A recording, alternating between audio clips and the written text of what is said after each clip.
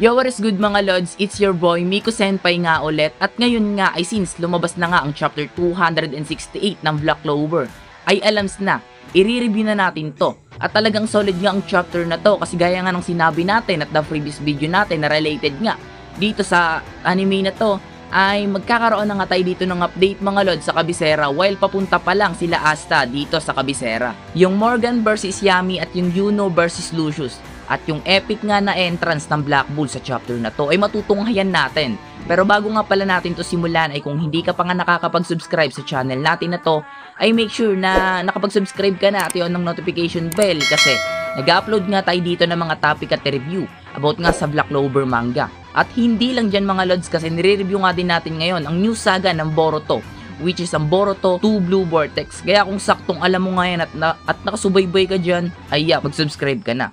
So bali yun nga, di ko na to patatagalin pa, simulan na natin kaagad ang pag-review sa chapter 368 ng Black Clover manga. Mainit ang chapter na to mga lods. Let's G. It must be stuck in my chest. Parasite will blind me like the rest. I ain't no having fucking pussy wasting times for less distress. For them my love just wrap his arms to neck. Trying to put me like a bomb and hammering at the press. See these low line pussies with the nerve to complain when you're the only fucking reason when they're stressing your brain. So bali mag-quick recap nga muna tayo dito sa mga naging kaganapan sa last chapter, which is ang chapter 367 ng Black Clover. Para bumalik yung init sa inyo kasi I know naman na natagalan nga ang chapter na to na lumabas. Bali dito nga ay sa previous chapter ay nasaksihan natin ang mabilisan na pagkatalo netong si Damnatio dito kay Asta na nagpahirap mga lods sa Black Bulls. At talagang one hit nga lang at tumiklop nga dito si Damnatio sa isang berada lang na yon ni Asta sa kanya. At sa chapter nga din na ito ay nagkaroon pa tayo ng mas malalim na kaunawaan sa kung ano nga ang anti-magic. Ano pang magagawa nito? Na based nga raw sa naobserbahan dito ni Ryu while dinitraining niya si Asta para mahasa ito at yung kakayahan mismo talaga ni Asta at ng anti-magic kung paano mapapalabas ang full potential nito. Bali dito nga ay naging malinaw sa atin ang anti-magic nga ay walang permanenteng kaanyuan. Yan nga ang napansin dito ni Ryu sa anti-magic na tinataglay ni Asta. Nakikisama lang daw ang anti-magic sa kung ano ang maibigan ng may hawak nito. Dagdag pa niya na recommend nga dito ni Ryu na kung kaya nga raw ni Asta makapaglagay ng anti-magic sa mga bagay-bagay ay hindi malabong kaya din makapagbigay nito sa mga people. So bali yun nga, dahil doon natutunan ni Asta yung idea ni Ryu mga lods, kaya dito nga ay nung nilabas niya yung Dweller Sword niya ay ayon, nagawa nga dito ni Asta matutunan na makapagbigay ng anti-magic sa mga tao. At dahil nga dyan naging Dark Bulls na nga dito ang Black Bulls mga lods. Kasi meron na nga silang lahat na anti-magic na kakayahan. So ayun na nga, yun ang mga kaganapan sa last chapter. So bali now, tara na, i-review na natin ang latest chapter na ito ng Black Clover. Let's G! Diba? Kaya mo naman pagsinubukan mo. Oo! Kasi ako ang magiging Wizard King balang araw! Anti-Magic! Demon Slayer Sword! Black Diviner! So bali sa pagsisimula nga ng chapter na ito, ay nandito na nga tayo mga lods sa scene, kung saan makikita na nga natin dito ang estado ng labanan sa pagitan ni Yami at Morgan. At well, alam naman natin na malakas talaga itong si Morgan dahil na nga din dito talaga kay Lucius sa pagiging paladin neto. At dito nga ay sa gitna ng laban ay nagwika dito si Morgan mga lods kay Yami.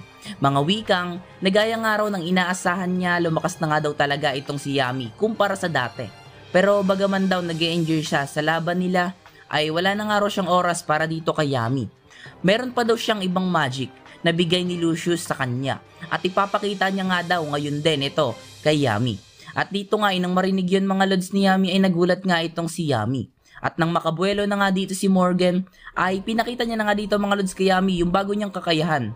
At mga lods, eto nga ay ang dark magic, which is ang kapangyarihan na meron itong si Yami na signature talaga ni Yami. At dito nga ay pagkatapos niyang ipakita kay Yami iyon ay itong si Yami nga mga lods ay kahit nakapang-block na ng dark magic niya ay yung atake talaga dito ni Morgan mga lods na nakakadelikado kasi kahit nga na-block dito ni Yami yung late magic, yung unang atake ni Morgan kay Yami ay itong sumunod naman nga na dark magic ay hindi na iwasan ni Yami at tinablan talaga dito mga lods si Yami.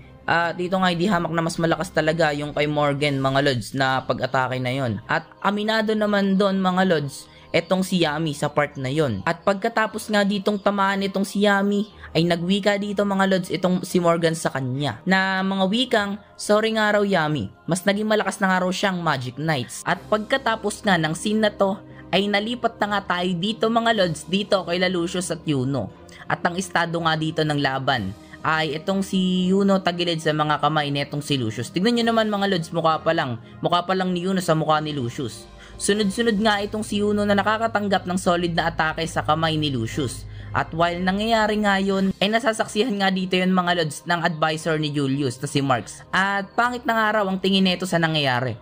Lalo na sa pakikipagsabay ni Yuno dito kay Julius. Lucius. Alam niya nga ang tagilid ditong si Yuno dito kay Lucius. Lalo na sa kapangyarihan pa lang. At kapag nagpatuloy nga raw ito at matamaan pa itong si Yuno ng solid na atake ni Lucius, ay mawawala na nga raw ang spell na Neverland ni Yuno na nagbibigay ng dagdag lakas sa lahat. At kapag nangyari nga raw yon ay patay na. Kasi madadali na silang lahat ng time magic ni Lucius. At magiging katapusan na nga raw ito ng lahat.